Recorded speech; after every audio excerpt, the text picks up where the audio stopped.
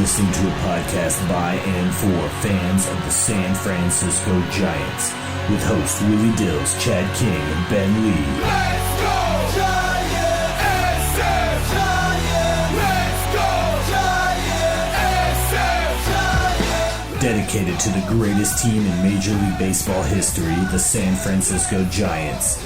This is Torture Cast.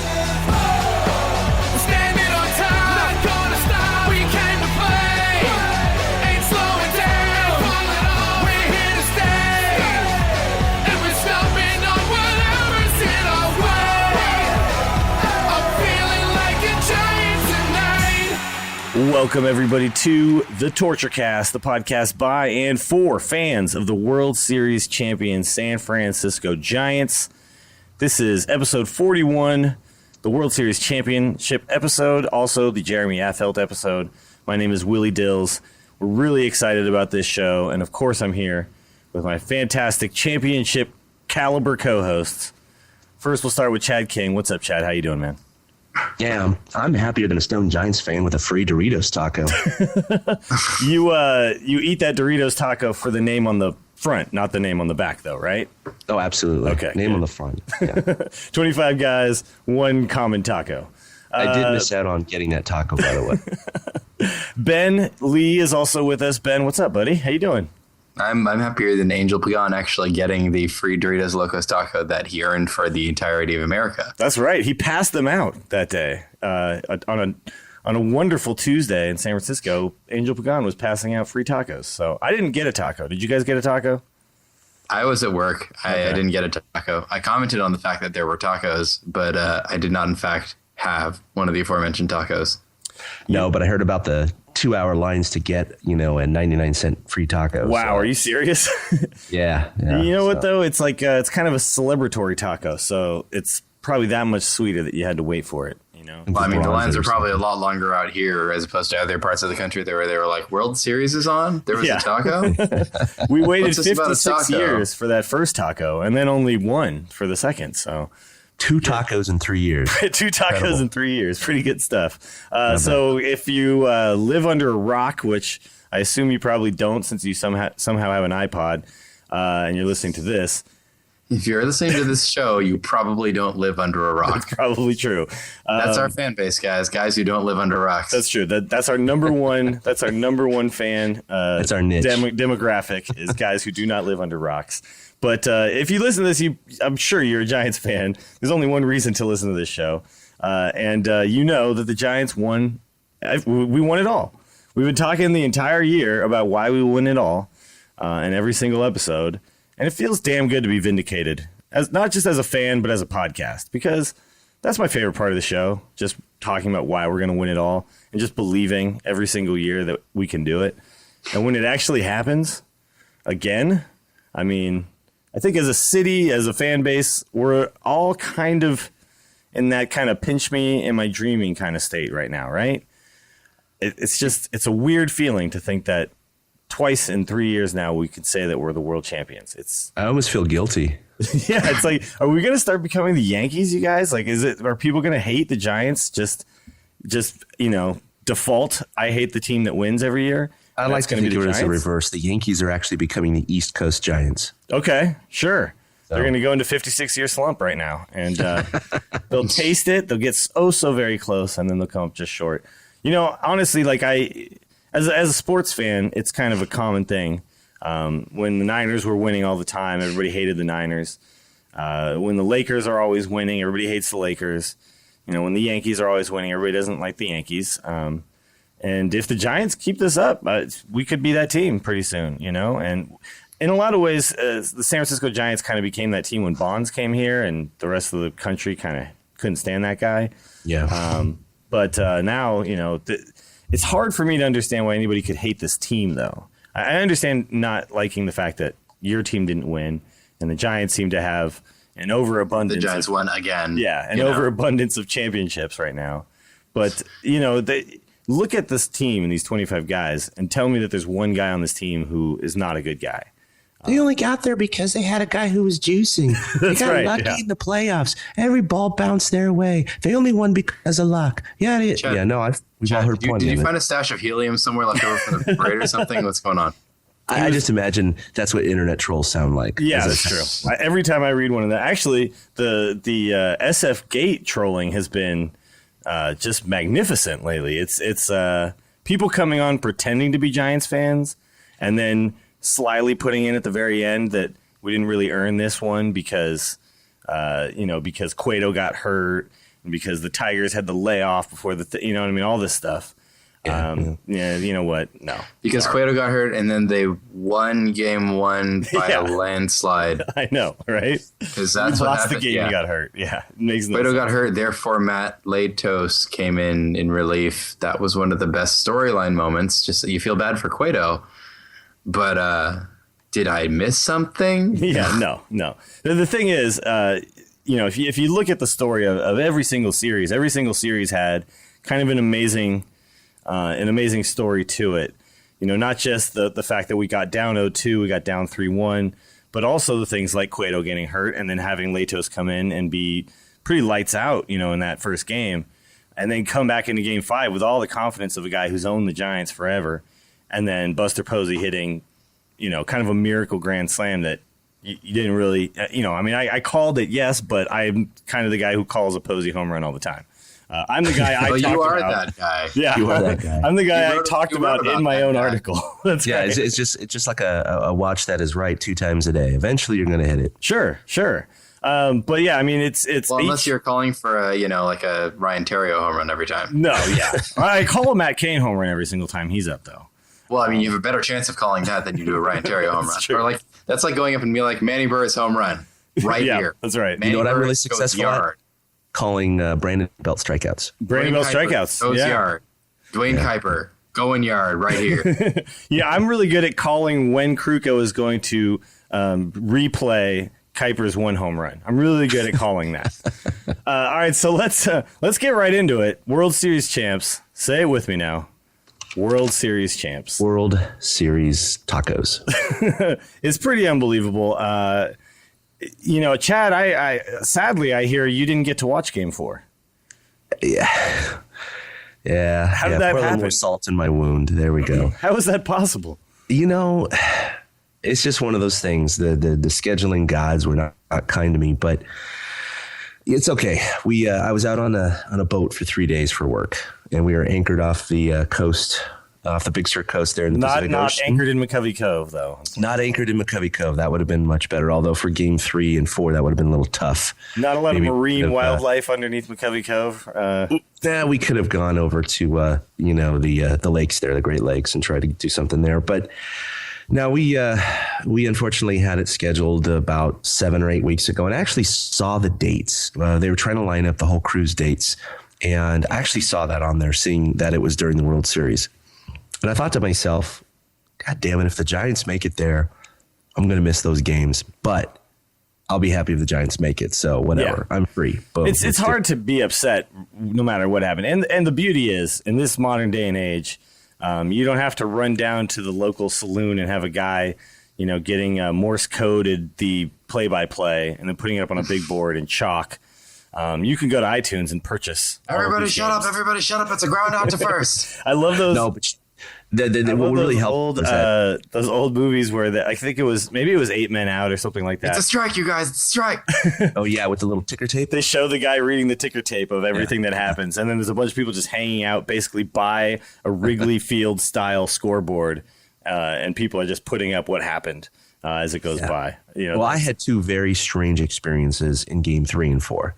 So game 3, I had committed to acting as Darth Vader during a Monterey Bay Aquarium Halloween members night event. And so I was mic'd up, dressed up as Darth Vader. Actually, I was Chad Vader. It was a horrible Down in Flames comedy sketch that went horrible. But anyway. It's funny because there's actually a Chad Vader comedy skit. Yeah. I'm sure Chad's aware. That's Kind of a double on top there. Well played, sir. Well played. Most embarrassing skit on YouTube at some point. But after I went off air, after I did my lines, I had to do 10 minutes of swimming around the tank and having lightsaber duels. So I'm having a lightsaber duel with Jack Skellington as Dive Tender up top, who's also a Giants fan, was giving me play-by-play of the final outs of Game 3. So that was a very surreal kind of moment. And then that night I spent the night on the boat. We were out offshore, and then Game 4 comes up. Thank God we had XM radio on the boat. Oh, great. And we got and we had the KNBR feed. Really? So you got to hear, you actually got to hear Fleming. I got to hear it live, but I did feel like it was 1945 and it was me and two other guys on the boat crowding around the transistor radio, just, imagining every play as it happened, especially the way they called some of those home runs, like Cabrera's home run. Mm-hmm. There's a fly ball to right field. Pence going back on the ball, going back, going. It's gone. Yeah, that was a strange home run because when he actually hit that ball, a bunch of people in the bar, I was at Martin Max on Haight Street, a bunch of people in the bar were like, yeah, we got him, because it just looked like a pop-up, We kind of did get him. Yeah. But we kind of didn't. Well, he hit it to the one part of the yard where the wind was blowing out at that moment. Straight out. Yeah, and it just rode out. And actually, Delman Young hit his in very much the same place. And, they both kind of got that little bit of help they needed. And obviously, those are some big boys. I mean, they're strong. Less so Young than Cabrera, I think. Young's was a pretty monster shot. No, I mean, and they're strong guys, obviously. So you can't say that didn't have something to do with it actually getting out. But this isn't like it was a weak pop out to the infield that went out. These are booming hits that normally in Comerica Park, which is pretty spacious, would have stayed in. Not so much this time. It was a cold night. So we were all saying, we don't see the ball flying, which is good for Kane because Kane is kind of a fly ball pitcher, Surprise. And then he gives up two big flies. But it was Game 4 was, I got to say, we didn't expect the Tigers to roll over and die for sure. We did expect to have a good game. And Game 4 really was kind of the game we expected all of the games to be. And that didn't really happen until Game 4, until they were facing elimination. And, the Tigers really battled. And I think they were, honestly, looking back on it now, I think they maybe weren't quite as ready for the Giants as they should have been. I don't think they really realized what they're going up against. A lot of baseball, I don't think, it was funny watching these Fox announcers pick the other team every single day. It was like, even when the Giants were up 2-0 on the Tigers, they were still picking the Tigers to win. The rhetoric was the same. Tigers and and some of them picked Tigers, still expecting that the Tigers would find their way out of it. That it wouldn't be 3-0. Yeah, I think a lot of people thought the Tigers would win one of these games. Like they won't get swept, and to get swept was just it just caught everybody off guard. And I think it was Kornheiser. I was watching the next day. I was watching Pardon the Interruption. Yeah, and he mentioned something like this World Series is over so quickly. Getting swept like that, everybody's already forgotten about this World Series. We don't even care. And I'm just looking at him like, no, I think people are going to remember this, dude. I think this is going to go down as one of the best postseason runs any team's ever had. I mean, people still go back and talk about the Red Sox who came back from 3-0 against the Yankees, and when team does it twice, granted it's 3-1, not 3-0, but to do it 0-2 and then 3-1 and then come back and then win 7 in a row to finish it all off by sweeping. I don't think people are going to forget this at all. Certainly not around here. I mean, I'll venture that that more. I think more people are going to remember David Freese in Game 6 last year than they are going to remember the Giants sweeping in 4. Yeah, nationally. But I mean, that's what they're talking about though, is nationally. Like you look at the markets that were involved. Detroit and San Francisco, both above average but still mid-sized markets. You look at the fact that it was a 4-game sweep, that the drama and the tension really tended towards a more local kind of balkanized area type market. I get what they're getting at. I don't think everybody's already forgotten it, but I do think that anybody outside of the Detroit and San Francisco areas either is a pretty diehard baseball fan to be following it, or is watching something else. This isn't a World Series that I think had necessarily national appeal. I think that the Giants as a team and the Tigers with guys like Cabrera and Verlander are a bigger draw than, say, if it had been like, I don't know, the Seattle Mariners versus the Houston Astros with Felix Hernandez not on the mound. Yeah. No, I don't know how they'd have gotten to the World Series, but that's not the point here. That sounded like a spring training game.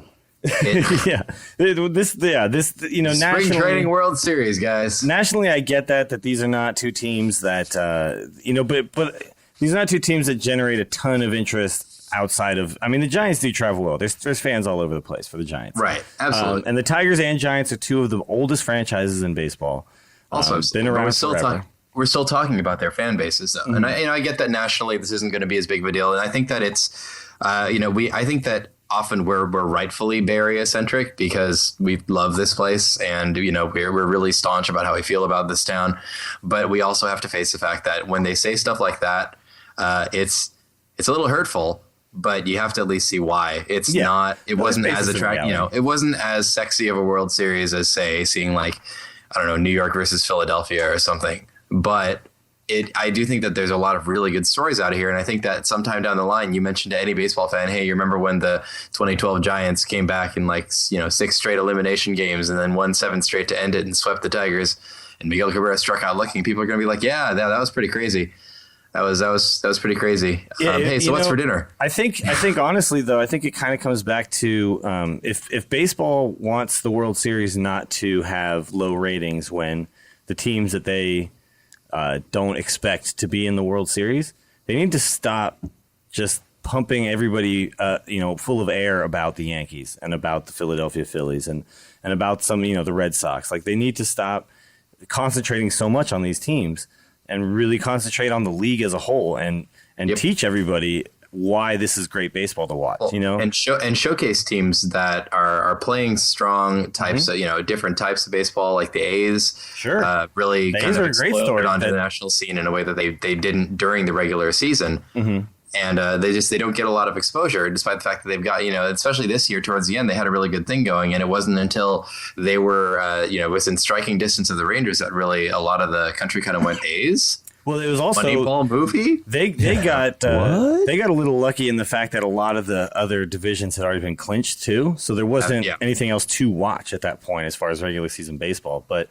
it was them in the AL East, definitely. My point really is just that you've got a lot of major league teams out there that aren't really talked about as much on ESPN as after the Yankees were out to the Tigers, they were still talking about A-Rod and his injury, and Jeter and his injury, and A-Rod being benched. They were still talking about that. Passing the baseball up into the stands. Yeah, it's like we've got a World Series coming up here pretty soon. Let's and the beauty, of Barry Zito Verlander at bat is lost on half of the world of baseball. You know what I mean?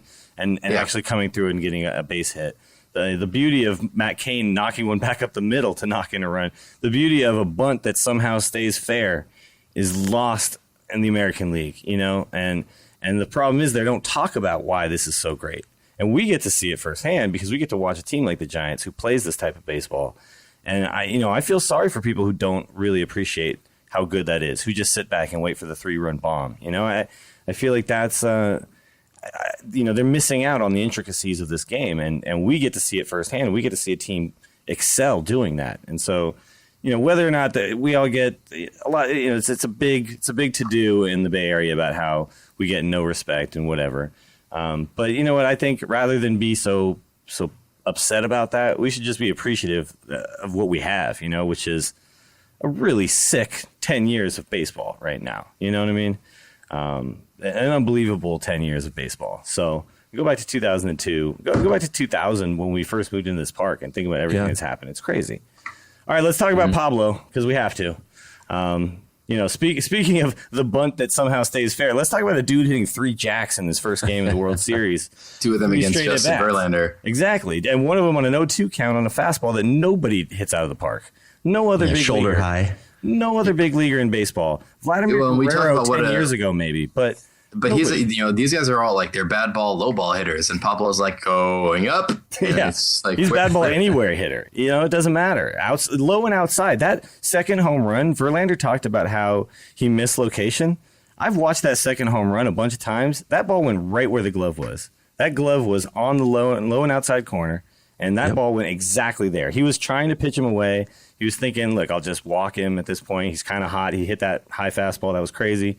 I don't mind hitting a corner and missing on this guy. But he hit the spot, and Pablo still knocked it out. And then the third one, was a ball near his shoe tops, and hits that one out too. That's a classic Pablo. That's a classic shot. Pablo home run. Yeah.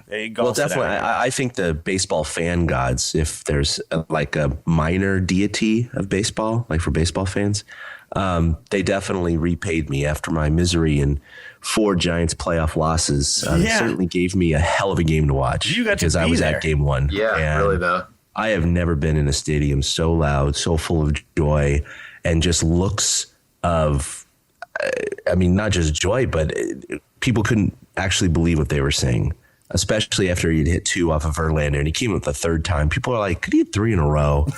World Series? No effing way.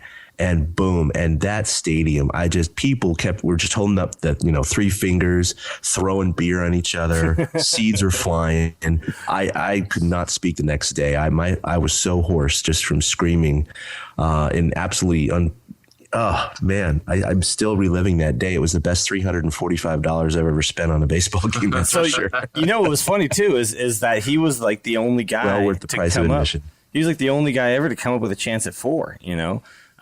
Because all the other times had not been 3 in a row. Oh, it was so funny that when he came up that 4th time, obviously everybody was standing on their feet, and he lashes a single to left field, and he people hit go the crap out of that ball. Yeah, and they go, oh, yeah, everybody was disappointed. The most disappointing single in the world. It was hilarious. The dude just went 4 for 4. Oh, yeah, and then, it was funny. The Pujols 3 home run game, which actually happened the very year before.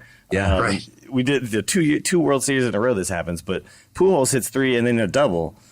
So he's the only guy who has another base when you're talking about total bases over Pablo. Right. So that's one of the greatest World Series performances by a hitter of all time, and it's amazing that we got to see that on a team that.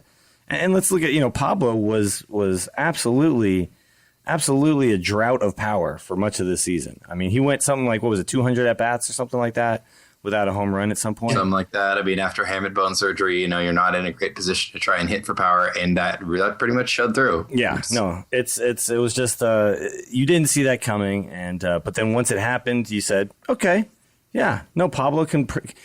We kind of don't know what to expect from Pablo ever, and we expect the unexpected. So we've given up on predicting Pablo a little bit. Just stop. What did he have? 8 bombs in the regular season and 6 in the postseason? He had 12 actually. He had 12 in the regular season and he had 6 in the postseason. So half of his regular season home runs in much less games.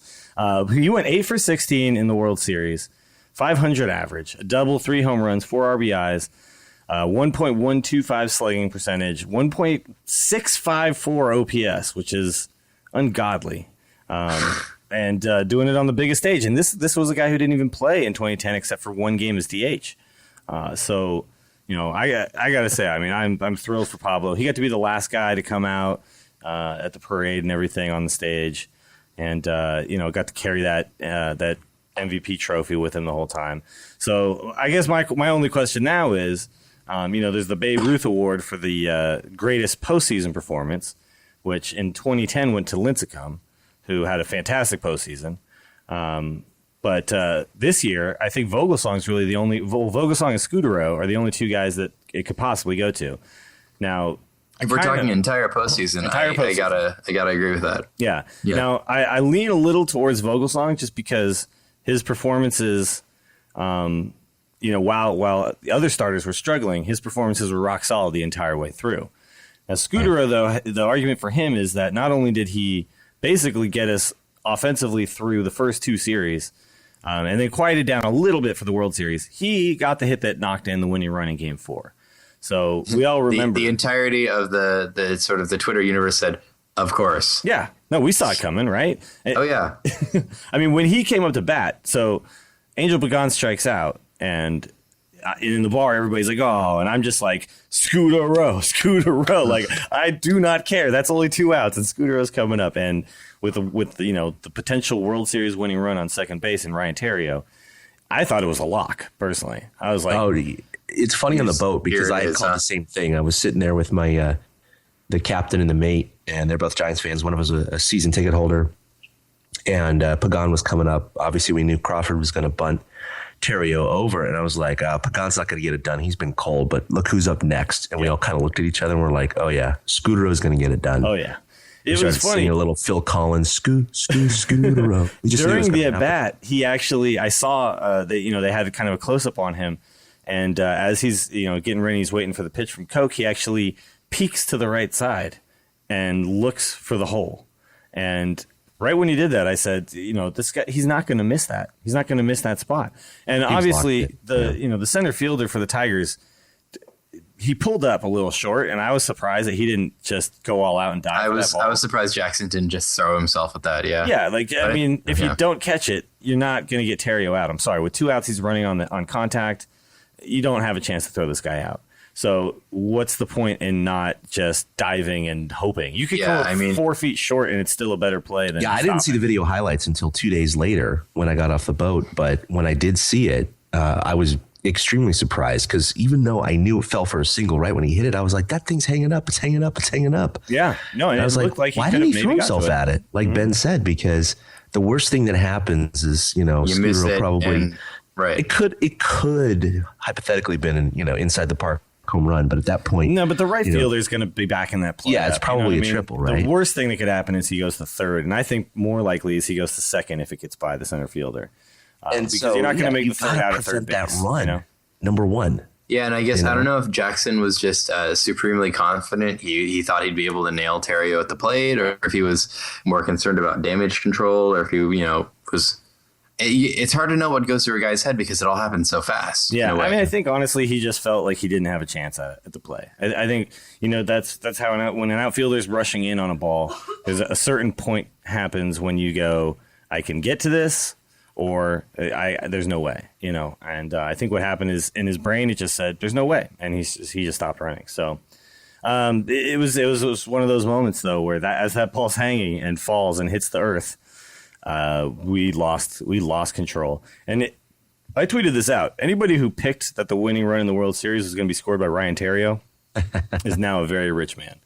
If you bet on that. So good job, whoever that was. I'm sure there was some kind of Vegas odds on something like that. Let's talk about Hunter Pence, who, we all know struggled throughout the playoffs, throughout most of the second half of the season after we picked him up. I mean, he definitely had flashes, but for a guy to struggle as much as he did, it's pretty amazing how embraced he was by this fan base, and it's really for the intangibles and what he did for the mentality of this ball club, but more than what he did with the bat. But you look at Game 2, he scores the first run, I think it was, and he knocks in the second. So both runs in that game had something to do with him, and that's a game that ends 2-0. In Game 4, he hits the double, which is then followed by the triple by Brandon Belt. So he scores first in that game, and that the team that scores first, they kept showing that statistic. The Giants were like 9-1 when they scored first in this playoff. Mm-hmm. So I think I felt personally very good for Hunter Pence because we knew how much he wanted to contribute so badly. And I don't think he wanted to go home saying the one thing I did was a weird, fluky, triple-double broken bat thing. I mean, I'm sure he's not mad about it, but, he hit the ball solidly a bunch of times in that World Series, and I was really happy to see that guy come through. So I guess here's the question now. What do we do with this guy next year and beyond? Do you think the Giants offer him? I've heard he's interested in sticking around for a while. Mm-hmm. Do you think the Giants offer him a multi-year contract at this point? Well, yes. Yes? Absolutely. Okay. He's a career 290 hitter. Sure. Yeah, he did struggle with the Giants down the season, not RBI wise. He picked the spots to get the RBIs, but he hit something like 219 with the Giants, and obviously he was pretty cold in the playoffs too. But the law of averages dictate he's still going to hit probably around 260, 270 next year for the Giants. He's not going to hit 24 bombs because of AT&T, but sure. What other option do they have? Yeah, I mean, right now, the only thing I can really see is that they keep him for they don't actually go after a long-term deal with him. They have this arbitration year. Yeah, they could just feel it out. Do the 1 year, yeah. But my feeling is that you pounce quickly right now on all of these guys. Well, we get an exclusive time to negotiate with them because after the World Series is over. And I mean, you give it a day or two, sure, because there's a parade and things. But I think it's highly unlikely that Pence goes anywhere but right back to San Francisco. And I would have to say, I think it's probably a multi-year deal, but I think it's probably 2 to 3 tops. Okay. That's my thought. I could see that. I mean, I could see like a 3-year deal. Because you're buying out his RB. I mean, especially after his performance toward the end of the season, maybe even 2. Mm-hmm. But I do think it's more than just a 1-year deal. No, I totally agree. I think though that the Giants would do themselves a service by jumping on all of these potential free agents, quickly, while the glow of winning a World Series and the fans and what all of this, the parade and just being hailed as heroes and not having those experiences in the past. Sure, like Scudero and Pagan, I'm sure have been fan favorites in plenty of places, but they never experienced this. I mean, Scudero became. I don't know whether Pagan was with the Mets or not. Scudero definitely. Yeah, but I think Pagan was known as a good player in New York, and I think though that Scudero became a local hero, and he's really a Bay Area hero because of his time with the A's, where he had so many walk-off hits and all that stuff, and being known as a good player. But right now, I don't think he's ever experienced the kind of adulation that he got here in San Francisco. And right now, I mean, the guy could win. He could beat Ed Lee right now in a runoff. It's just unbelievable how much this city has embraced this guy. So I think right now, Brian Sabean needs to be on the phone with all of their agents saying, look, let's lock him up. With Scudero, I think 2 years at the max is how far you go with him, but. I mean, dude is 37. You have to face that, despite how good he has been. Sure. A lot of we have to acknowledge that how good he's been has been a little otherworldly, and it's he really brought it for the playoffs. But during the regular season, you can't expect this kind of production. No, but it's lightning in a bottle. I think is this year, but I still believe that he's the best option going forward at second base. Absolutely serviceable as 2-year second baseman, even. Yeah, and second base isn't nothing higher than 2. I agree with you on that. Yeah. I think second base isn't as physically demanding as, say, center field. You know what I mean? You can play second base at the age of 37, 38. Yeah, well, I don't think the Giants can afford him. I mean, he's already been quoted saying that he wants a 15-year, $3,000 million deal. He's going to get it. He's going to get it. Yeah. I don't know. He might be overvaluing himself. I think, though, too, I really think that Pagan should stay with the Giants for at least another year or two as well. Because I think Pagan really seems like he really likes this team. Yeah. I think it's safe to say that he'll be interested in it. But the fact remains, his performance here, it's not going to change anybody's mind. Him having a decent postseason, I think it's going to call attention to him. I do think it'll also call attention to some of his weaknesses and his holes. But I think Pagan seems to show interest in the Bay Area. He seems to really like this team. He's been very strong with some of his language regarding things like our local rivals and how he feels about the team and about the Dodgers, and I think that already gives you it gives you more value as the Giants to keep Angel Pagan than it does to be a team like the Royals or the Phillies looking at Angel Pagan, because he's exhibited an appeal to the fan base. Yeah. And, there used to be a more common thing of the hometown discount, and I think that's kind of gone away a little bit. But I think if you keep this World Series and this parade and everything that's happened in the last few weeks fresh in these guys' minds, I think they talk down their agents just a little bit. The trick here is not letting the agents go, well, wait a minute.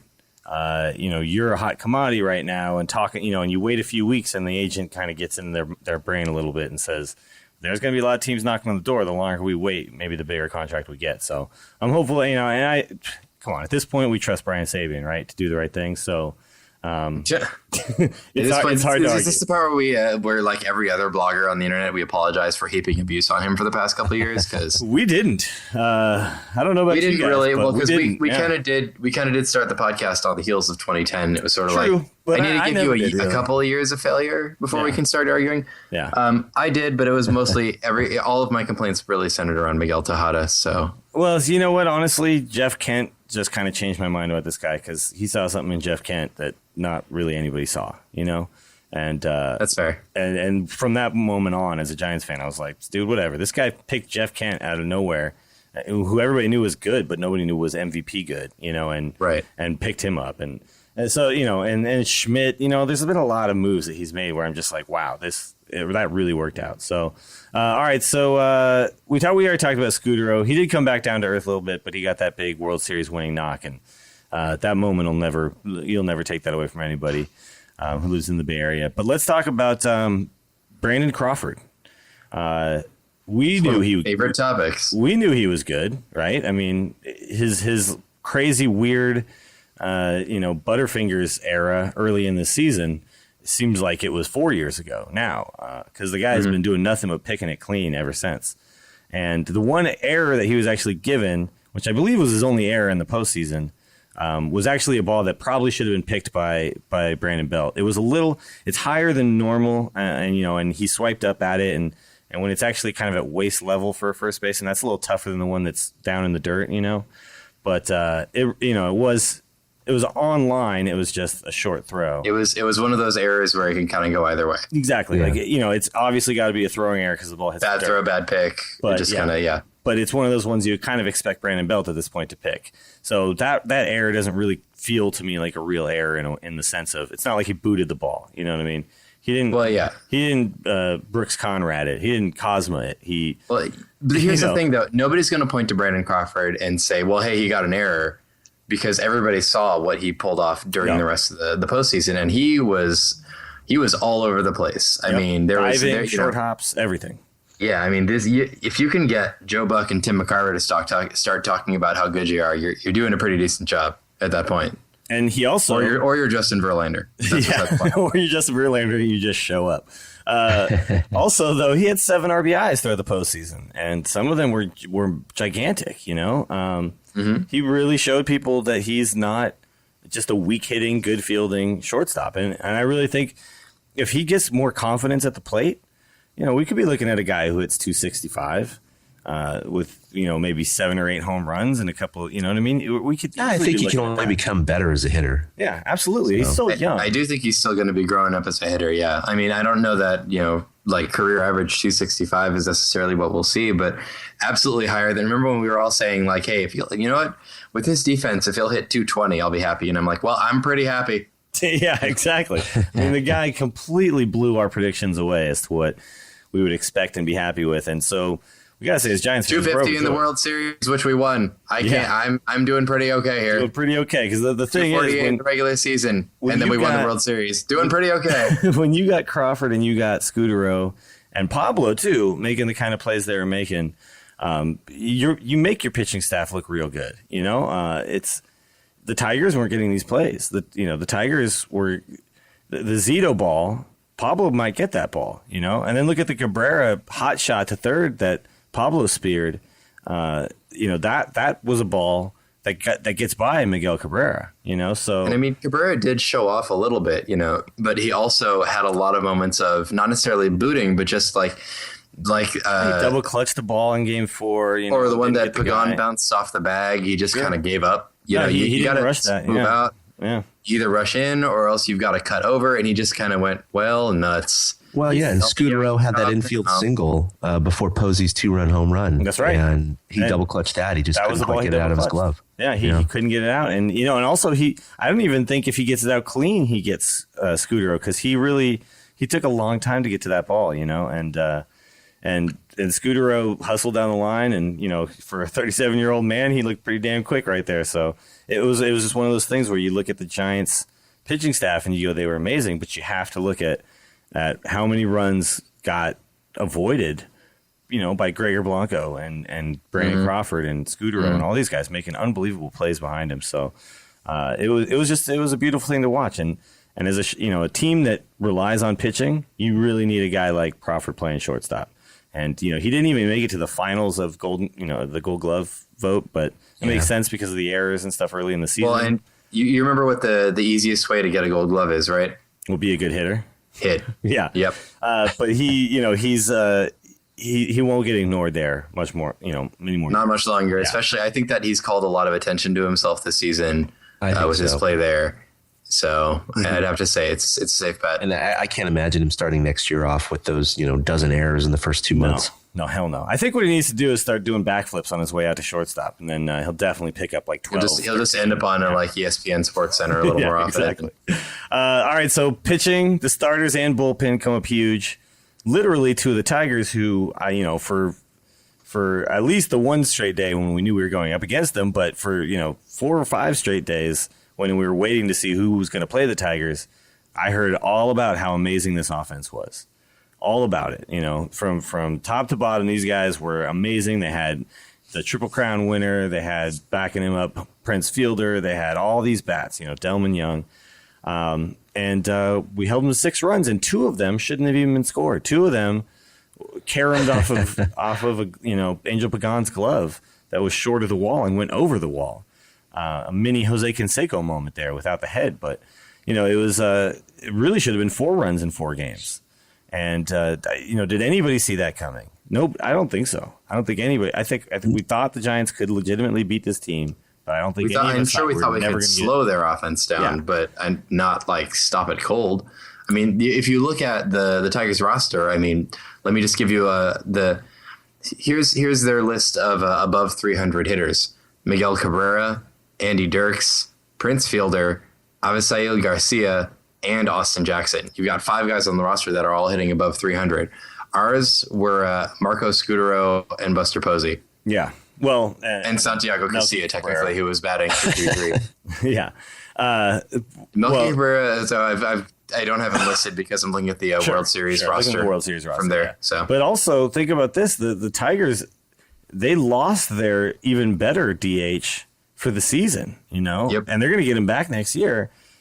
They are a scary offensive team, and I got to say, I knew how good our pitching was, and I knew how good our pitching was at that moment, but I definitely did not see them, just limiting them so horribly. I mean, and I remember a tweet coming to me from a Tigers fan that said, and the Tigers bats have just gone cold, and maybe partially they did all get cold at the same time, but I really honestly believe that, we've heard that excuse before. As Giants because fans. You think the same thing. Like when it's your team, you go by that perspective, and so there's a combination of things. When pitching is really good, bats go cold. Sure. When bats go cold, pitching looks really good. But it's I think that some of the strongest things that we really did is we kept Austin Jackson off base for the most part. Yeah. I mean, Jackson did walk 4 times, most out of anybody in the Tigers lineup in that World Series, but Jackson is really he's a major spark plug for them, and we did as much as we could to try and keep him off base. And when he did get on base, we did a really good job of trying to keep Cabrera and Fielder from getting anything done. And other than it always makes you upset to see what happened to Omar Infante happen. So I'll say that. Yeah, especially the last at bat. Yeah, he was having a great series. He was I mean, he was 5 for 15 with 4 strikeouts, and I mean Infante and Jackson and Cabrera, if you looked at kind of the stats they'd had together, you would say, well, they must have combined to really link up at some point, right? And they really didn't. When it was one of those, when Jackson would get on, for the most part, we'd avoid letting Infante get a hit. When Infante got a hit, we'd usually have avoided letting Jackson get on. And really what we did is they still had a couple of moments where they'd get a couple of hits. Certainly nothing like we expected out of this, red hot Tigers offense, but we really did a lot to stifle and spread out those hits in a way that made them a lot more harmless. Mm-hmm. But, the thing is, the Tigers didn't go cold in the other 2 series that they played. So, it's the excuse of the bats just went cold. It's just funny as Giants fans that we just keep hearing that. We heard that in 2010. It was like, oh, man, those Ranger bats just went cold, and it's like, no, they did not. And, oh, man, the Cardinals bats just went cold. It's I know. I've heard everybody will go really excuse. cold when Sergio Romo develops a pitch that breaks away from left-handers too. Yeah, exactly. He's got you can't be a righty or a lefty against Sergio anymore. It just doesn't work no matter what. And I didn't even realize I hadn't seen that pitch so closely as I did in those last 3 at bats, and I was like, wait, Sergio has a pitch that breaks away from lefties too now. Yeah. No wonder he's not only a right-handed guy, and his pitches used to go 2 directions, and now it's just like I don't know what's happening. You need to be a cricket player to get a hit. I'm pretty sure that Sergio's pitches are using Apple Maps now. I mean, it's like I don't know where they're going anywhere. It's crazy. All right, so let's talk about Verlander now. Ben, no offense, I know you like the Tigers. I know you're a big Tigers guy, but I really was not impressed with Verlander's post-game comments after Game 1. I was not impressed with the way he carried himself on the mound. I haven't seen a lot of the guy. I know he's good. I mean, obviously the guy's good. But I got to say, for a guy who's as good as he is, I was hoping for, I guess, a little more humility from the guy, and I didn't really see it.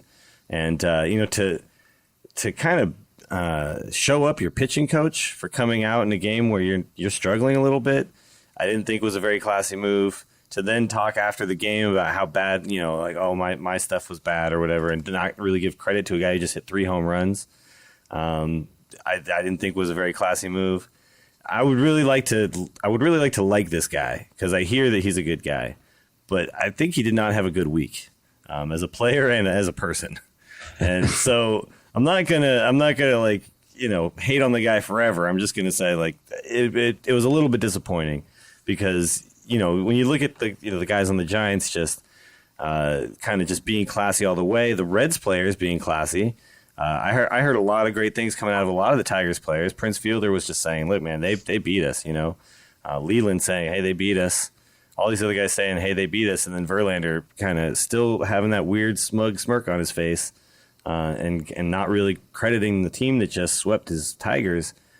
I didn't really like it. It rubbed me the wrong way, and that's, I say no offense because, I know you like the Tigers. So, I mean, can you defend him for me here? Or is there a counter argument to this, or? It's not like I kind of have to go with you on this one. I mean, in my case, I've gotten to see a little bit more of him. I can't say a ton just because it's been hard to. It's hard to catch games. And I barely even got to follow a ton of Giants games on and off this year just because I've been doing a lot, and it's been hard to follow the Tigers as well. I mean, usually when I'm watching Verlander in a regular start, he looks a lot more confident on the mound. I mean, sometimes it just has to do with his stuff, and I'm sure he was very frustrated. But there's a certain point at which there's going to be a perception of you, and it's kind of the same thing. People say there's no obligation for you to come out and to face the media and for you to say things. Verlander did and chose to say what he did, and that's not necessarily something I agree with. Cabrera chose not to speak to the media at all, which I feel like, on the one hand, I don't feel like he had a responsibility to, in the sense that he didn't have an obligation. And on the other hand, I do feel like he had a responsibility to, as a guy that's really, Miggy and Verlander have really become faces of the franchise here. Sure. No, and also faces of baseball. I mean, look at the guy winning the MVP and Cy Young and the guy who just won the Triple Crown. Mean, you want to believe in these guys, whether they're on your team or not. You want. Yeah, and I mean, there's obviously there's going to be stories about that all across. There's Ryan Braun isn't going to be a great MVP story, or going farther back, there's always like looking back and laughing at the Rookie of the Year award and things, and being like, "What, Bobby Crosby, really?" Which honestly, I do like Bobby Crosby, I'll admit, but it is kind of weird to look back at it and then kind of look at where he's at now, and hindsight's always 2020, but it's different for Verlander and Cabrera because they're on a big stage. They are easily the biggest names on this team right now. There's so many guys on that Tigers team that I think can be big names in the next few years. Avila or even Infante is pretty well known. Jackson's going to be big. Doug Fister any minute now is going to turn into a superstar. But Verlander and Cabrera Scherzer's young as hell, and his stuff is nasty. So but right now Verlander and Cabrera are really the big two faces on that team, and it's sort of like no matter how tired you get, when you get into a situation like this, people are gonna really want to hear what you have to say because they're treating you like a spokesman. And in a way, Verlander's response really colored how we saw him. And if we had heard that echoed even another 1 or 2 times, we would have ended up with an impression about all of the Tigers. Sure. And I think it really says a lot about Prince and about Leland, and also about what our team really wanted to say about them, that really kind of saved that impression. And I think that's kind of what's why we're saying Verlander and not the Tigers, and not both teams. No, I don't feel like anybody went in there and did anything that wasn't classy. I mean, I think any Jim Leland, I think a Leland team is it's going to be hard to hate on, because Agreed. That guy is like 100% pure baseball, 100% pure entertainment and class, and he's just a ton of fun to watch. So, agreed. Just like Bruce Bochy, I think he's one of the best managers in baseball, and it was really cool to see these two guys go up against each other. Again, though, he kind of got outmanaged, which is it's kind of crazy that Bochy keeps going up against people who are considered better managers maybe at the time, and he keeps coming out on top. So, and I do have to point out the Tigers really just you want a short bench. Look over in that dugout. I mean, there's not a ton like off the bull, out of the bullpen, he's definitely got a couple of real good bullets. Dotel had a nice series. Benoit had a supposed to be one, good. but Valverde technically is supposed to be a good pitcher, but he slumped at the absolute worst. Valverde has not been that good this year. No. He's supposed to be a good pitcher in the sense that we used to watch him with Houston and cry softly when he would come onto the mound. But didn't he have like 43 saves in a row or something one year? I mean, last year he was perfect. Yeah. This year he never blew a save. So this year he was not even close. So Valverde really is pitching on reputation alone by this point in the year, and everybody pretty much knew it, and no one could admit it. That was making decisions as to where to place him in the bullpen until the postseason hit. Yeah. But like looking off the bench. I mean, you're in the 9th inning of the World Series. You're down 4-3, and you're pinch hitting with Don Kelly. Yeah, Don Kelly's an awesome guy. I like Don Kelly. I don't see Don Kelly as you're like, bring him off the bench last minute. This is going to be the game. Well, also you saw how long they stuck with Fister. You saw how long they stuck with their starters beyond where a team with a bullpen would. It was like, well, really, he's staying in the game. And then you realize like, well, who are they going to put in? And in fairness, I think Fister had a really, really good game. No, he did. He was still pitching well. But some of the other guys, I definitely think they ran out the string a little bit. Yeah, and you got to say like Leland kind of did a lot with a good starting 9 and a good 4 and not much else, and you got to kind of give him credit for that because it's I think it's an American League problem though. You don't need as deep a bench over there. You really don't. Your pitchers can stay in longer. You never have to pinch hit for them. You don't get a lot of guys off the bench unless you get injuries. So it hurts the American League when it's World Series time, and they have to play games in National League parks and suddenly have to play National League baseball. So, I would actually say that I feel like as far as like comparison of bench to overall caliber of team, I feel like there are some teams like the A's that sort of the way they value their players lets them have, having a guy like the way that Johnny Gomes was playing this year come off the bench is pretty strong, but that's almost like it feels a little like it's the outlier and not the sort of the trend. Whereas in the National League, you'll always have like 1, 2, maybe 3 guys that come off the bullpen that come off the bench that you're like, whoops, this could be bad. Yeah. Well, but honestly, Bruce Bochy didn't have a deep bench either. No, I mean, we barely even saw Huff and Xavier and Nady throughout the whole series. Nady didn't play once, right? Nope. I mean, he didn't come into a single game. Play once, and Huff got one. Arias didn't have once. Yeah, and Arias didn't have a World Series at bat. No, but I mean, Arias did come into a lot more games than those guys. He came into all He came into all 4 games. He just didn't hit. He didn't hit.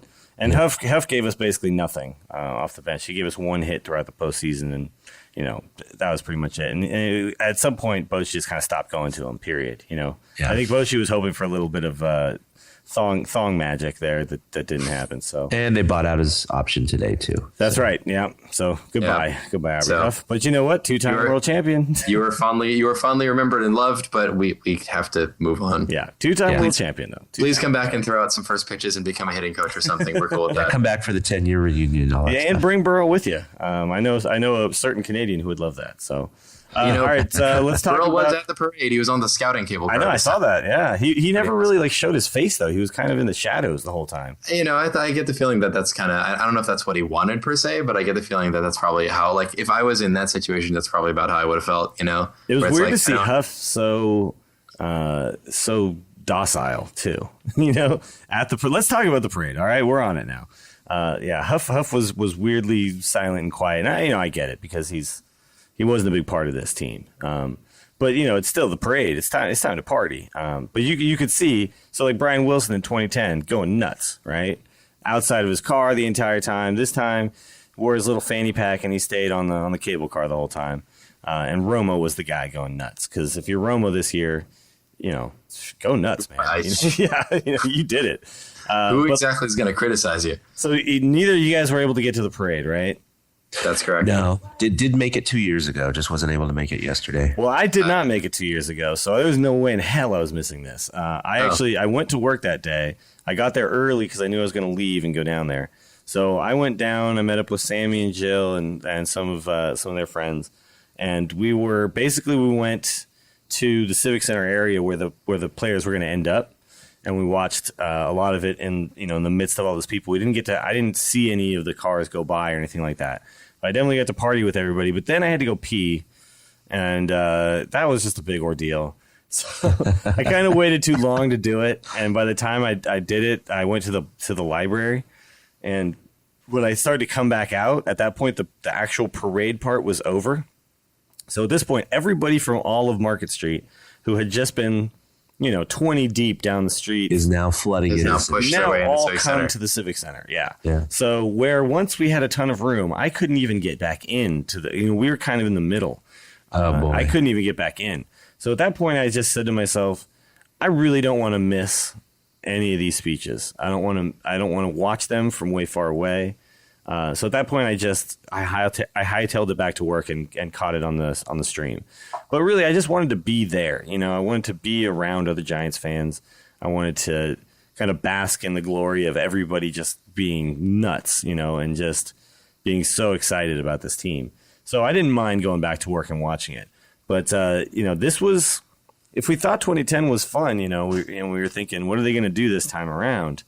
They stepped it up. We had our moments. We had our, Hunter Pence doing the slow clap with all the players, was unbelievable. I mean, that was just great to see them just having fun like that. Buster Posey was his usual, reserved self, just promising more titles, and we all believe him. Why wouldn't you? Honestly, right he now? really must believe that this is how a baseball season goes. It's like, hey, I come in, I play. As long as somebody doesn't break my leg at some point in the season, I win the World Series. It's not going to be like this every year. Why not?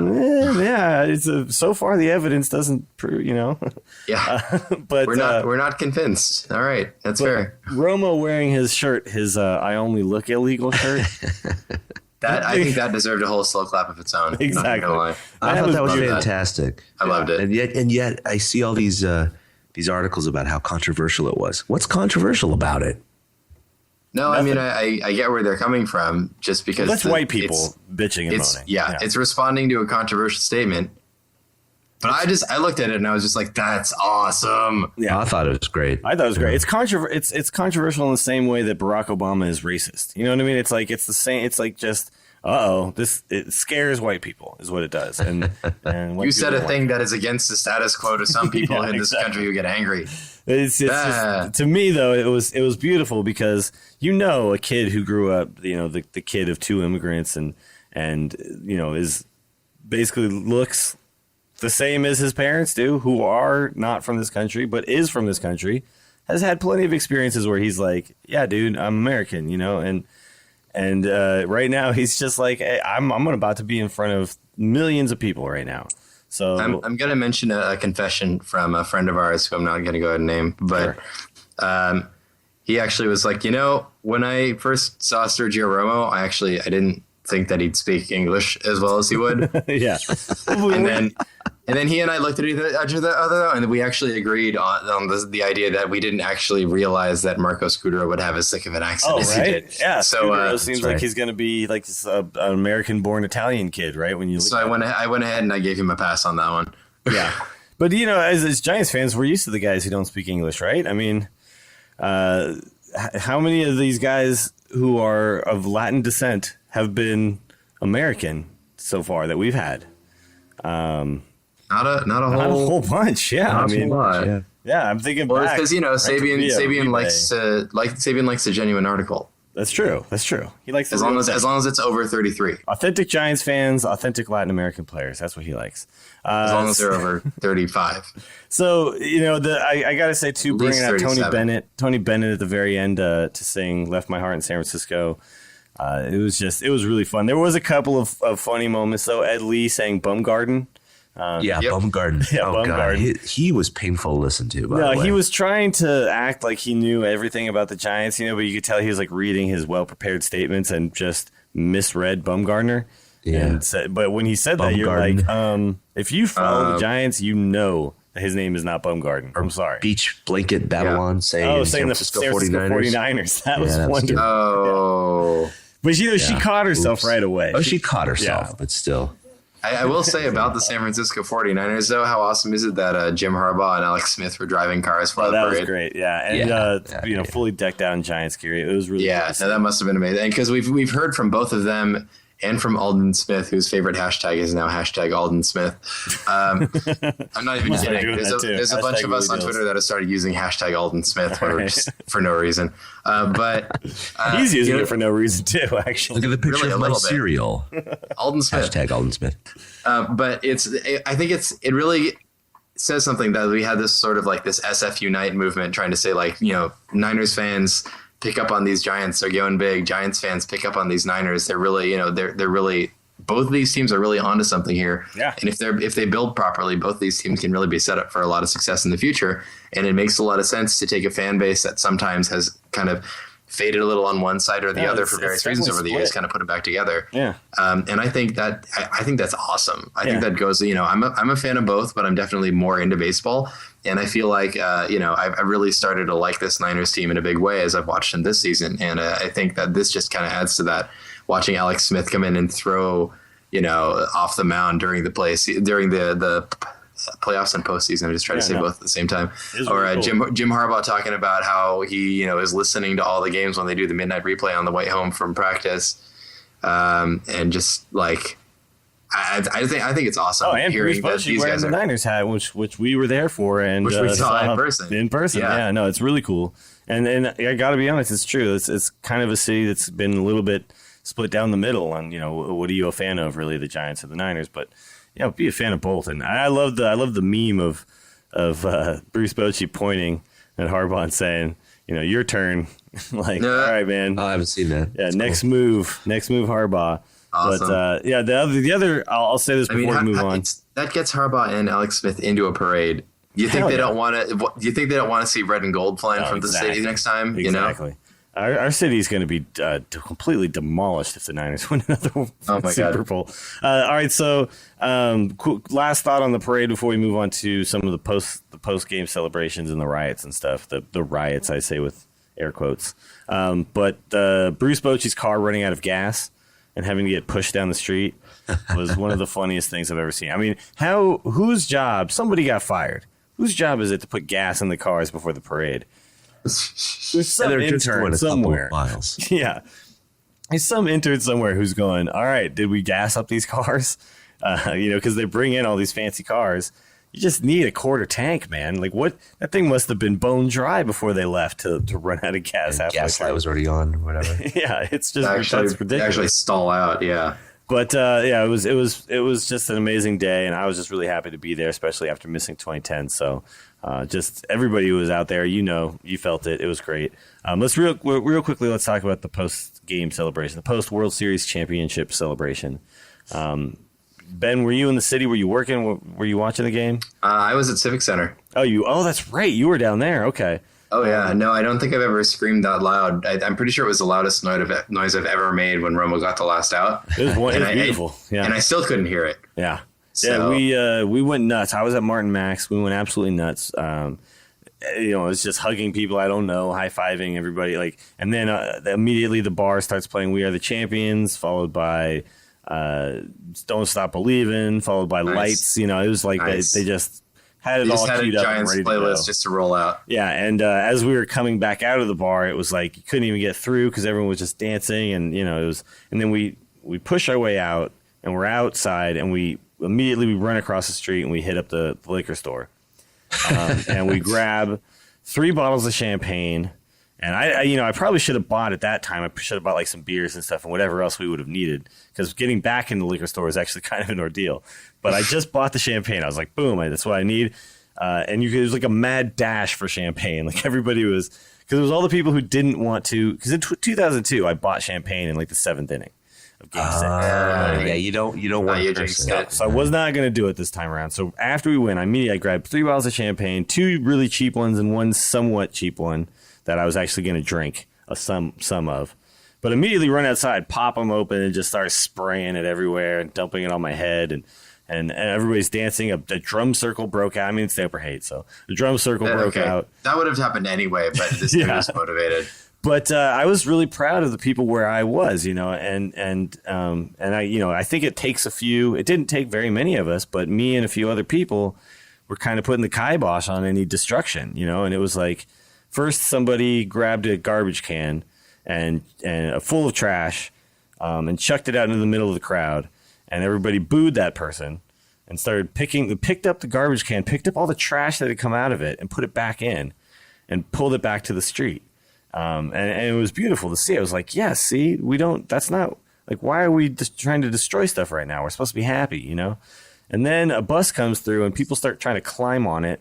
One guy actually does get to the top, but me and this other lady and a few other people, we start like pulling people off of it, holding people back, and we actually cleared a path and the bus went through. So the bus actually made it through a throng of Giants fans. And it was just, and then a mattress comes out. Someone pulls a mattress out to the middle of the street, and nobody sets it on fire. We just jumped up and down on top of it. And it was not about starting fires, destroying things, acting like an ass, breaking bottles. Apparently, everybody across the city seems to be able to find mattresses on short notice. I know, short notice mattresses. They are kind of everywhere though. Just walk outside right now and walk like 10 blocks. You will find a mattress. I'm in the Ingleside area. There's probably going to be a few mattresses. That's fair. But, it was kind of sad to realize. And then I went down to Lower Haight because we just kind of partied our way down the street. I sprayed a few more bottles of champagne around. Some streakers ran by and I hit them with the champagne, and they're pretty into that. But then we made our way to Lower Haight, and the extent of the destruction there was people had TP'd the trees and the power lines. And some girl walked by and gave Sammy a piece of sidewalk chalk. And so she wrote, Sammy and Willie love the Giants or something like that. And like that was the extent of that. We were just drinking and hanging out and having fun. And then you hear about the bus getting burned, and you hear about all this other stuff. And people start to say, oh, these stupid Giants fans, blah, blah, blah, these lame Giants fans. And my response to that is, these are not Giants fans. These are a-holes who come out waiting for a crowd to do arson, and you know what I mean? It's like a pyromaniac's best chance to get away with pyromania is anytime there's a big mob of people, any kind of a celebration like this, or if someone's protesting something like that. Those are the times when they come out and cause the destruction that really has nothing to do with the actual event itself. So, if you start to say like, oh, these Giants fans destroying our city, stop yourself for a moment and say, were these real Giants fans, or were the real Giants fans the ones who picked the garbage can up?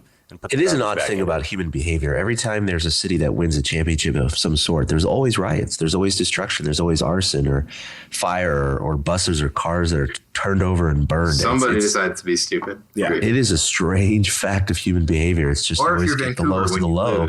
Yeah, they just want to go out and do that. So, okay, you're right. There are teams that do that when you. Now that actually I can kind of understand. I kind of get that one. That was a rough one. That makes more sense to me. Like Detroit. Yeah. Isn't it like All Hallows Eve in Detroit? Like they burn everything. Everything gets burned the night before Halloween. This was 2 nights before Halloween, and you would expect Detroit would have just gone, the hell with it. I'm not waiting for tomorrow. Like let's just go out and start the fires now. But it's weird. I'm totally with you, Chad. It's like if we lose, I'm mad. If we win, I'm happy. I don't want to destroy anything, so. I'm so happy I'm going to blow up this muni bus. It's a strange thing. By the way, they did catch. I can't tell you how happy I am. Yeah, they did catch that guy. The guy whose picture went viral all over Facebook. Like, catch this jerk who, and then, hopefully all the people who participate in this stuff pay for it and then don't do it again. You know what I mean? Because I think that we, as much as we think we know better, it's nice to hear at least something being done about it. I certainly hope that they got the right guy and all that stuff. But hey, you can't really like, oh, it's a celebration. And then, nowadays, especially in an age where there are photos up everywhere. I mean, sure. And everyone's got their cameras out, everyone's got their phones out taking pictures. Right. So, just, be smart, people. Like, just. The other thing too is okay. Protect yourself, be smart. If we're gonna win like 5 more of these guys, which it seems like that's very possible. Yeah, we can't do this every time. Let's get good at this. I'll tell you, in the Upper Haight, it only took me and a couple other people to stop all of the destruction. I mean, there were people who were thinking, "Hey, let's do this. Hey, let's jump on this bus," And if nobody checks them, then I could totally see why it gets out of hand. But all you have to do is stop it at the beginning, put the Band-Aid on, and suddenly nobody wants to do any of that. It's like, as long as it's just that mob mentality of once the first guy does it and it becomes okay, then the second guy sees that it's okay, and it's that second guy's also, he's asshole number 2, right? He was like waiting for somebody else to be able to get, it's like that first guy who starts moshing, and you're like, God, this guy's a jerk, like stop running into everybody. But then the second guy goes, sweet mosh pit, and then all of a sudden you got like 50 dudes, hitting everybody with their elbows and stuff. And it's like, that's just really where, what it's at. It's just stop it early, get out there, be proactive, stand up for your city, because we love this city. All right, let's move on. We've been going on for so long, which I kind of expected we would do in this episode, right? Hey, if you're going to go long, you may as well do it because you just won the World Series. That's right. All right, so the big question, Lincecum, does he go to the bullpen full time if Brian Wilson doesn't come back? Nope. What do we do here? I mean, Romo shines so brightly. Wilson's not going to be ready for spring training, apparently. So it may be by the time the actual season starts when he's back. I think, personally, Romo is the closer and Lincecum is right back to being like the number 2 starter. I honestly think that. Realistically, like Lincecum's role someday may be super sub like this. He's really got the build for it, especially with that rubber arm. But the nature of his contract and the expectations and this team and today's society and the way that modern baseball works, they ain't going to do it. No, I don't think it makes. I don't think he's it makes going back sense into the to starter, be, and I think that's where he wants to be. Yeah. He's he loves the challenge. He was absolutely down to go into the postseason, coming out of the bullpen, firing bullets, and he knows that he found a lot of success there. And I think that's going to kind of change the way that he's looked at in the city for a long time and in baseball. But he's seen as a starter. He presumably wants to be a starter. He's a competitive guy. He's going to be a starter. I think too, it doesn't make sense and during the course of a season to use him as a long reliever. It just doesn't, No. If he goes to the bullpen, it's as a closer. You know what I mean? There's no chance of this happening next year. But not only that, I just hope he can take whatever he had this year, whatever motivated him to pitch so well out of the bullpen, and translate that into his starts next year, at least somewhat. Because even if he was put in the pen next year, he's not going to have that same motivation as he did in the playoffs anyway. Mm-hmm. So I don't even think it would translate to the same success out of the pen next year just because he was coming out of the pen in the playoffs. No, it's hard to keep that intensity up over the course of an entire year as a guy whose job, I mean, basically that's Mota's job. You know what I mean? And how often does Mota come into a game to do that? You have to be down 6-1 in the regular season to even consider this. Or lose your starter in like the third inning. Exactly. It just doesn't, the situation doesn't even come up enough to justify a guy making the kind of money he's making and with the talent he has to play that little baseball. So yeah, starters coming out usually because they're injured or they've been shelled. Yep, and, exactly. More likely they've been shelled. But in the playoffs, it's different. In the playoffs, you come out because you gave up a walk and a hit. Yeah. You know what I mean? The leash is much shorter, and so the game is still on the line. I can't imagine Lincecum on a May Tuesday night game against the Marlins being down 6-0, coming in the third inning going, all right, let's do this. Yeah, no, absolutely. All right, armchair manager. It's hard to second guess anything Bochy did because it all friggin' worked. But if we could second guess anything, I would say probably the biggest thing that we could look at, which he doesn't have a lot of experience with, is his use of the DH. It was a little odd to me, the choices he made. Sanchez and then Terrio. Sanchez didn't really do too much. Terrio scored the winning run, so you can never really say that didn't work out. But I was a little surprised that we didn't see Pablo there and Arias playing third base just because of the fact that you step your defense up and you don't take, your MVP out of the game.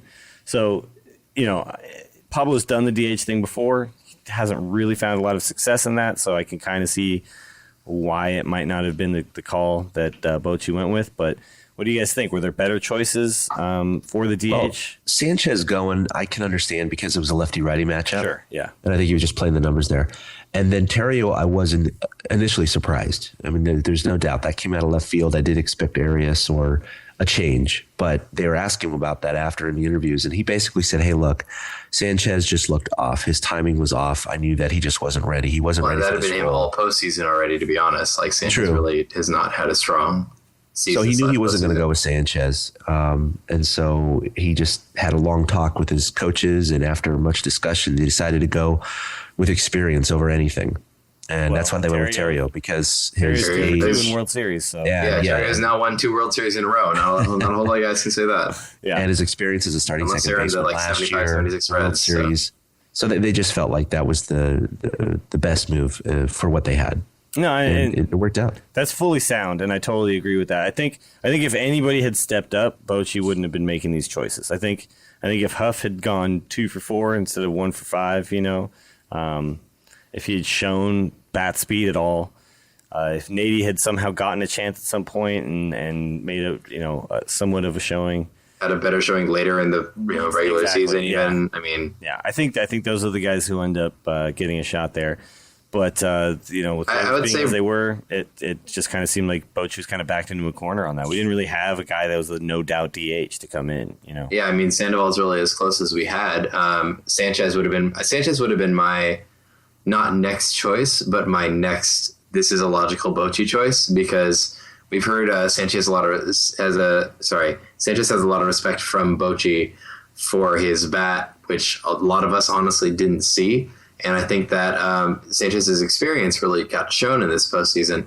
And so Theriot, though, actually had it wasn't great. But he did hit 270 in the regular season. There was a case to be made for Theriot coming in and taking that as a DH that wasn't completely ludicrous looking at who we had on the bench, because the alternatives were Hector Sanchez and Joaquin Arias and Aubrey Huff and Xavier Nady. No, exactly. And out of all the names, out of all the names that we had on the bench, if I had known that Sanchez was going to have just this massive offer, and somebody had to come in and DH, I actually would have been looking at the list going, it's either you put in Arias and you move Sandoval, and if we're saying Sandoval said, I don't want to do that, I don't want to get removed from the game, I want to be more in touch with it, kind of like Pat Burrell didn't do great as a DH because he really wanted to be playing on the field.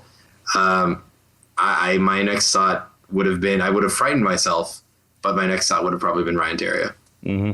I'm a little bit shocked though too, because Arias did show a quick bat throughout the season, and agreed. I was surprised that he wasn't even considered. So they actually both batted 270 in the regular season. And he showed pop, but I think there's something to be said too about the fact that they wanted him around for a defensive replacement at any time they needed it, and it gets a little dicey with the DH. It's kind of weird how that works. How if the catcher had gotten hurt and Sanchez was the DH, then the pitcher would suddenly just be the DH. Like, how does that make sense? Honestly, I don't really get that.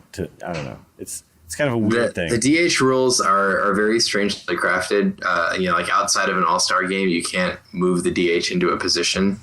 Yep. Yeah, or you lose it. Sense.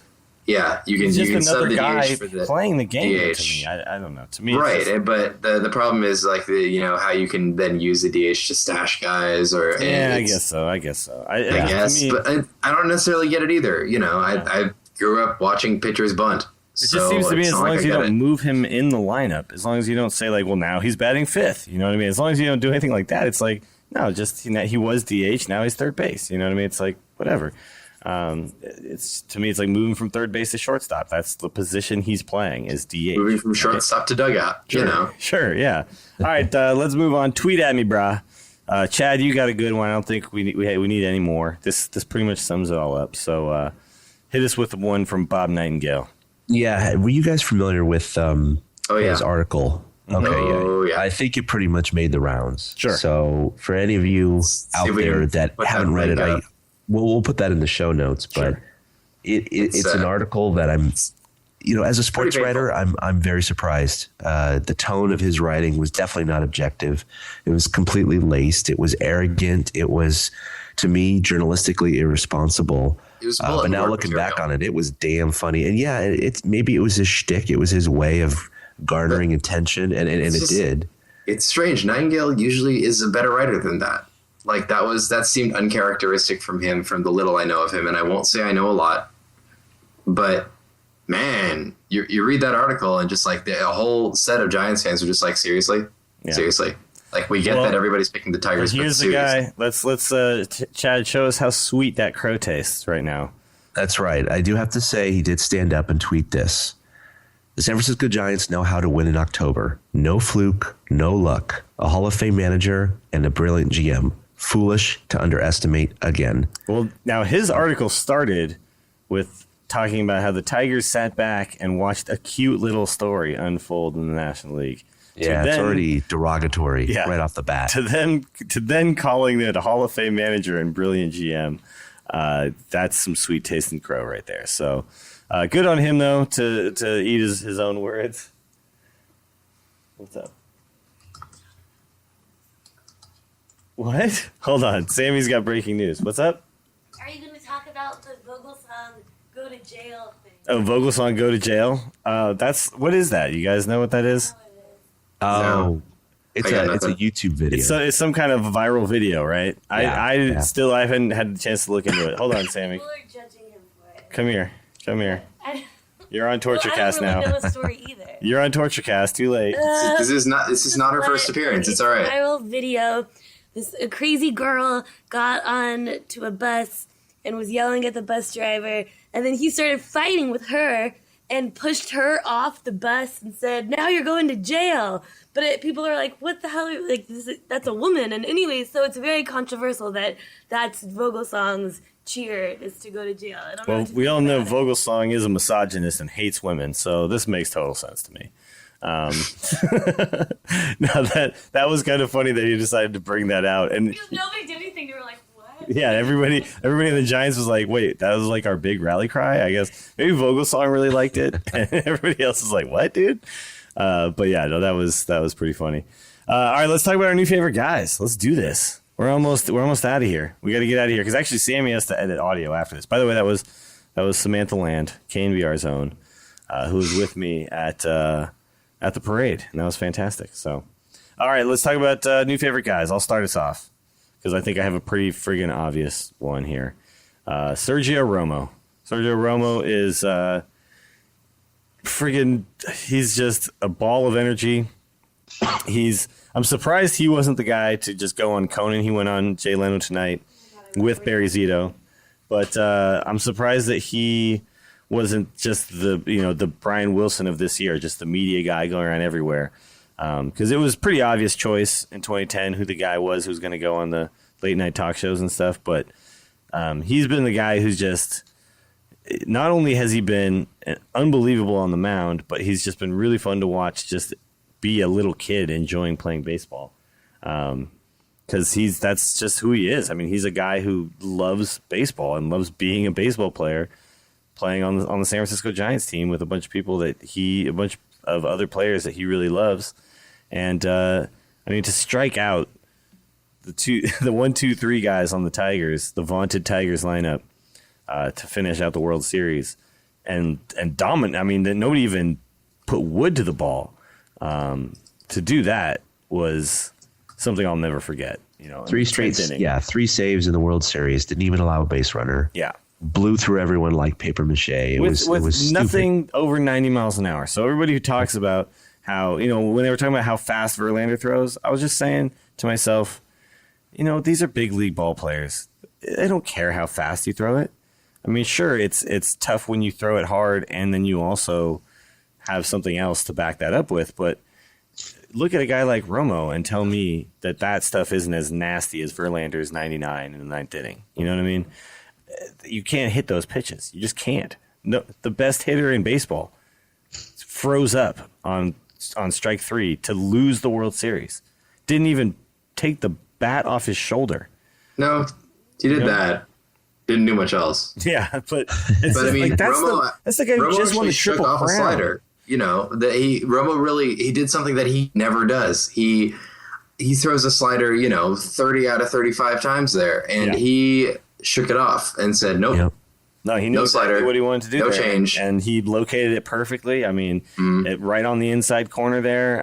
It was basically bottom of the zone. If he swings, it's on the handle of the bat. You know what I mean? And it was the perfect pitch at the perfect time. And when you say that the Triple Crown winner didn't take the bat off his shoulder with 2 strikes in the 10th inning of the World Series and 2 outs. He clearly was looking slider as well. You did. And I think that's what Romo wanted. Yeah. No, and the thing is, you shouldn't be looking anything there. You should be looking bat on the ball. You know what I mean? But hey. I'm not going to tell the Triple Crown winner how to hit, but whatever. You know, I really do enjoy listening to Romo. He's one guy who really appreciates where he's at, from where he's come from. You know, 26 round pick, real small, scrawny guy. I never thought he'd make it, and I don't really like the Murph and Mac show, but I do listen to it on Thursdays to listen to Romo's show. I do really enjoy the guy. I think he's genuine. I think he's a real deal. And I think he's just a good character and a good guy to have on the team. No, clearly, great. He has the guts and the fortitude to pull this kind of stuff off. I think, too, though, one of the things about him that we always kind of thought was that he was a guy who was vulnerable to the home run, you know, like he would hang a slider. And he's really taken that out of his game. It's really not part of his arsenal anymore, is that hanging slider. It's like he knew that was his big flaw, and he worked his ass off to get that flaw out, you know, and it just doesn't happen anymore. He doesn't give up those like sudden home runs. Well, and like Ben was pointing out, he has that new sinker, which is just nasty. No, it's yeah. I mean, unbelievable. you throw it with your right and it cuts off to the right instead of cutting left. It's just like, brrr. It's like he has Like, two sliders now. What do you do with that? No, you you know, don't do like nothing. you expect the slider to come in on you as a lefty, and all of a sudden you're like, No, you don't do nothing. And it's perfect. It's a perfect pitch to have as a bullpen guy, because if you need to come in with the bases jammed and you need to get a team out of a spot, you know, it's like get a ground ball, and you can use it. You can use that pitch to do it. So that's yeah. great. And that, I mean, we saw it on Donnie Kelly. That pitch acts like his slider going in the other direction. Although we don't, you know, we haven't heard too much about how it compares to, you know, standard pitches, like, because Romo just has that delivery that changes the way he throws the slider. No, it's funky. He's funky all the way through. His tongue is funky. His wind up is funky. It's all, but it's His beard is funky. I love all of it. Yeah. Sure is. All right. So Chad, who you got? I'm going with Bochy. Good call. Yeah, this guy is incredible. I mean, you can't tell if they're winning or losing just by looking at his face. And you think that we get involved and emotional about Giants games. I mean, this guy, this is his job.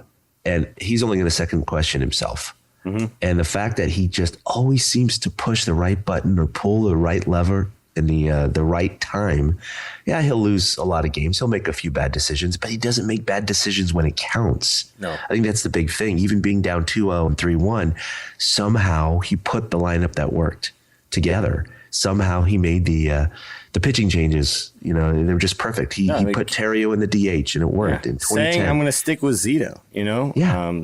When so many fans were crying about that, saying, oh, Zito has the same ERA as in 2010. He's not a different pitcher. Well, clearly he knows a lot more about baseball than we do, and he has those conversations all the time. But just the fact that this guy, I think the Giants, with any other manager in 2010, they wouldn't have won it. And I think this team had a little more talent maybe than 2010, but I still think that if they had a different manager, there's just no way. There's no way they're making it this far. So I think the Giants got to do whatever they can to lock this guy up. I think now with 2 World Series championships, he's got 3 pennants in his career. I think he's locked up a Hall of Fame position. Oh, hell yeah. I think, honestly, let's McGraw this guy. Let's keep him around for 25 years. You know what I mean? He's still young as a manager, you know?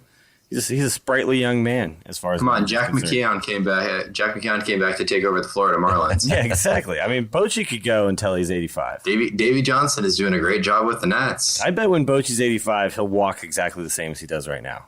You know what I mean? Like, I just Probably the old catcher walk. A catcher, yeah, he's got those catcher legs. You know, so yeah, no, Chad, I think that's a great pick. I think we all, as Giants fans, it was hard to top Roger Craig.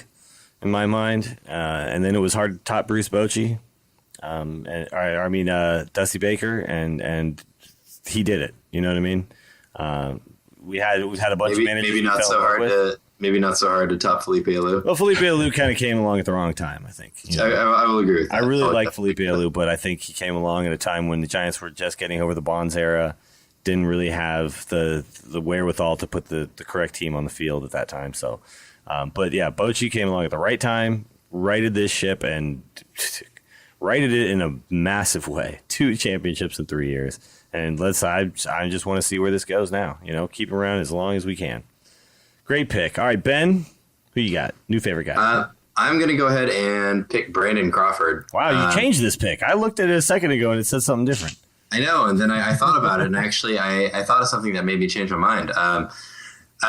It's for those who can't see the show notes, which is pretty much everybody except for you two.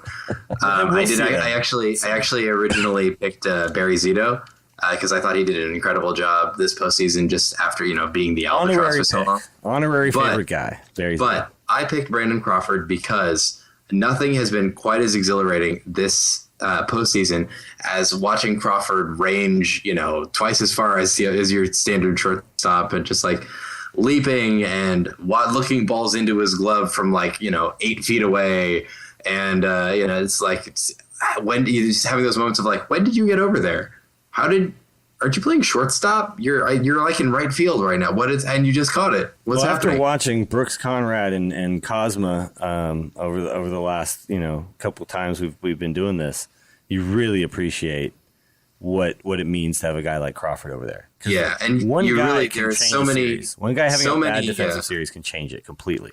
Yeah, and there are so many moments where you could see it was solid contact towards in the direction of a hole that might have for all we know we might have lost a pitcher earlier if Brandon Crawford isn't able to range to some of those balls and turn them into really surprising, often really just energetic first just ground outs. I mean it's there's another reason though for this pick. I mean we already talked about Brandon Crawford's defense. Definitely. Right, so let's talk about the photo that made its way somehow was lost for forever and then resurfaced while we're in the World Series.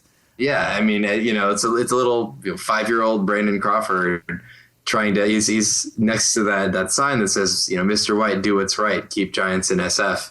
And it just when the team was under threat of leaving, when everybody thought that there was a chance that the San Francisco Giants might not be in San Francisco anymore, and you got Brandon Crawford from Pleasanton at Candlestick looking just completely dejected, and it's possibly the most adorable thing ever. No, it's crazy. It's crazy to think that you go from being a little kid, and actually, I remember I was I'm a few years older than Crawford, but I remember I was still a little kid at that time, and I remember thinking, is this really going to happen? Are we really going to lose the Giants? And feeling so sad just at the thought that might happen. And then imagine little tiny me grows up to then one day be a shortstop playing in the World Series and then winning the World Series on that very same team that did stay. Yeah. You know what I mean? I can't even picture it because every kid who is a huge Giants fan or a huge fan of any team wishes they could grow up and do that. And this guy did it, dude. I mean, there's a list of guys that eventually come back and do it. You got like Pat Burrell or Shearholtz, Franson, Randy Johnson. But this what Crawford did really just it tops all of them. Yeah, he came up with the team and then first year playing full year in the bigs wins it all. So. And I thought it was nice that he did a little tweet right around when the parade started. And just was, tweeting different things during the parade, taking photos. And he just said, wow, so many people are here. SF Giants fans are the best. I should know. Yeah, he should. And I was just like, Crawford's just, he's one of us, but he's one of us with incredible athleticism and one of the best gloves I've ever seen at shortstop. And he's favorite guy. Done. All right, you know what? Sammy's really got to get on this computer. And with all the love that I feel in my heart right now, we're not going to hate on anybody today. We've already talked over all these things today. I think we've already shared actually all of this stuff anyway. So, we'll skip it. We'll skip the hate, and now it's time for the last part of the show, which is normally why we will win it all. But today it's a very special version of this segment. It's called Why We Did Win It All. Yes. And it feels damn good. Feels real good to see. It's the season, guys. Yep. So here's why I think we did win it all. I honestly think nobody saw us coming. I think nobody gave this team credit for being as good as they actually are and proved to everybody that they were. I think even we, watching this team all year, didn't realize just how damn good these guys could play. We saw it on full display in those 7 games in a row that they won. Longest winning streak of the year happened at exactly the right time. The Reds took us for granted, especially Matt Latos. The Cardinals just seemed to fall flat after the Zito game. It was like they just lost all their life force and suddenly just realized, like, holy crap, we can't beat Zito. Like, now what do we do? And the Tigers, I think, were definitely an overrated team. They just beat a Yankees team that was not actually playing at near its potential, had lost one of its best players, and its other best player decided not to show up. And so when you sweep the Yankees, everybody seems to think this team's unbeatable, but I think they weren't ready for the train that came rolling through, and we were just simply a better team than everybody, and played better too. So when you take the best team in baseball and then they play good too, they don't have off days, no one's going to beat you. It's just, I don't care. I don't care who has a good day too. When you're already the best team and then you play good, it's over, done. So that's why we won it all, because we're the best team. There you go. A simple answer that I turned into about a 5-minute diatribe. But hey, sorry, the Tigers are just overrated. Yeah, I can't get over that fact. I don't know why the East Coast bias or the media was so up on the Tigers. They won 88 games, seventh best record of the American League. The Tigers wouldn't even call themselves East Coast. No, but the national media, right, certainly right. No, it's true. It's true. Chad, you bring a great point. The Giants win 94, the Tigers win 88, and somehow they're a huge favorite. It's weird. But all right, so Chad, what do you got? So it's team. It all turned on game 3 of the NLDS. It didn't look good. They were 1 hit through 9 innings. I was at the Oakland Coliseum during game 3 of the ALDS, and me and a couple other Giants fans were just sitting there going, why are they even in this game? Their season should be over. They had 1 hit through 9 innings. Yeah. This is stupid. But somehow they just stuck with it. They cracked the door open and they got that, run in the 10th inning. And that just seemed to light a fire under them. And obviously they went off and ran with game 4 and 5, had a little bump getting back down 3-1, and that same fire turned on in them in the NLCS. And I don't know how many teams could have done this. You can't call it luck. It certainly wasn't anything statistical. It was drive. It was the team, as Hunter Pence said, playing for the name on the front, not the back. And I think that's exactly what they did. And when they caught fire against the Cardinals, you just couldn't stop them. No. They're a well-oiled machine. And I think Detroit kind of came in. I can't say if they were cocky or not, but they got everything lined up. They were having inter-squad games. The Giants were playing real baseball. Mm-hmm. And they were just no match. And as Brian Sabian said, no disrespect to the Tigers, but they didn't know what they were in for. Yeah, absolutely. It was just awesome. Yeah. Awesome thing to see. Pure. We were just, we were waiting baseball. for in game 3 of the NLDS, we were waiting for a slow hit ball to a Gold Glove third baseman. That's what we were waiting for. And we knew if we could do that, then we would win the game. And once we got that done and out of the way, it was just clear sailing. Yeah, a little check off the list there. Yeah. No, I mean, I think you're totally right. I think it's teamwork, and this is probably we thought the 2010 team was the most unselfish team-based team that we had seen, and we were wrong, man. We saw it this year. I mean, this was unbelievable how much these guys just. I wish they could bottle this up and take it in next year. I know, right? The one thing that I got worried about after 2010 was, okay, well now these guys have won, and here comes the ego part, and here comes Uribe going, okay, now I'm going to the Dodgers, and here comes like all that stuff. And then 2 years later, we find a mix very similar and yet even better. It's crazy. It's crazy. All right, Ben, finish us off. Take us home. All right. So 2 observations, which I'm mostly parroting for people who are smarter than I am, because I do that a lot. But, if you look at the path that we took to get there, we were tied for the 3rd best team in the National League. And we took out the team ahead of us in the first round. We took out the team that was actually the 2nd best team in the National League in the very first round. And then after that, we were facing the team that was the 5th best in the National League in the 2nd round. And then we were facing the team that was the 7th best in the American League in the World Series. And if anything, I think it's a credit to what the Tigers had put together, that as the 7th best team in the American League, that everybody was picking them over us. It's a credit to what they did against the Yankees, whatever state the Yankees were in.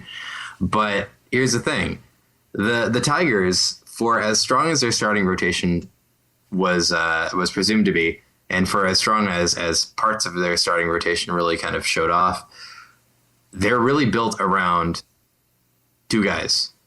This is a team that's built around Miguel Cabrera and Prince Fielder, and they've discovered some really strong, some strong parts. Verlander, yeah, definitely. So I guess around the core of like three superstars, and you got a couple of guys, like I said, Doug Fister and Austin Jackson are both should be getting national recognition real soon if they haven't already. But they aren't built the way that we are. We were built to have above average production all the way across the board. And in many cases, we manage that here and there. It's one of those like different guy every night. Guy comes through. With the Tigers, you expect that it's going to be one of those three guys that really drives the nail into the coffin.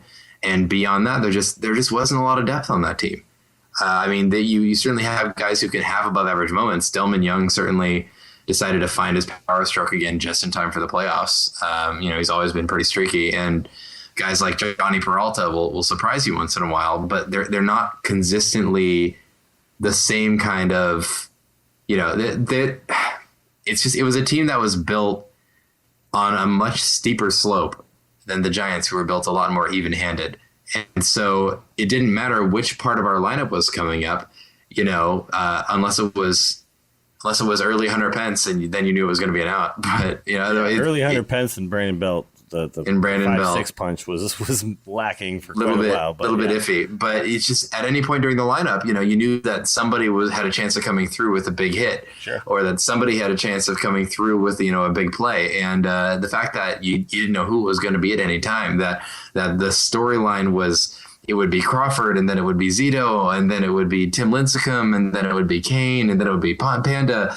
And then it would be like, Ryan Theriot running from second base as a designated hitter. And just it's the fact that there was so much going on with this team, and that all the contributions came from so many different places. We didn't have a lot of holes to seal up. We played pretty airtight ball because we were built to be strong all the way across the board. There you go. The Giants were just the 2012 Giants will go down as a team that was a complete baseball team for sure. And when it came down to it, we pulled it off with all three facets of the game, with fielding, pitching, and hitting. And it was a beautiful thing to watch. We're very happy that we could be here for the entire season once again. Can't wait for 2013. Really hoping that December 21st doesn't mean that we don't get a baseball season next year. But we'll see what happens with that. Hey, you know what? If we do go down as a civilization, we went down as champions, dude. So it's all good. All right, so thanks for listening to the TortureCast. Again, if you want to follow us on Twitter, you can do so at TortureCast. You can also follow each one of us individually at ChadK21. Is Chad, at Fried Duck is Ben Lee, and I am at Willie Dills. And if you want to check out the blog, I'm sure, I put one up there recently. I'm sure all of us will end up putting our final thoughts on torturecast.com soon enough. So, throughout the off season too, we'll try to get some stuff up there, keep it going. There'll be plenty of stuff to talk about as we get ready and tooled up again for 2013. And you can donate to us using PayPal. You can hit us up on iTunes, leave a review if you want. Do all those things.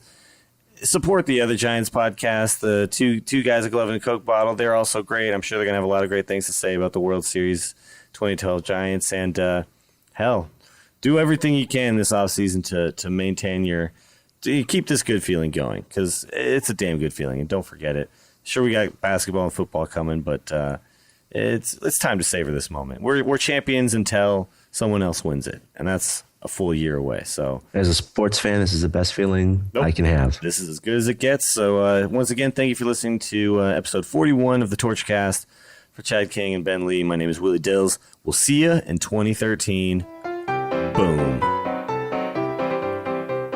A big thank you to everybody for listening to the TortureCast, the podcast by and for fans of the San Francisco Giants. Follow us on Twitter at TortureCast. You can also like us on Facebook or check out our blog at torturecast.com. I also want to say thank you to Ashcon and Bailey for letting us use their song Feeling Like a Giant for our intro. For Ben Lee and Chad King, my name is Willie Dills saying, we'll see you next time.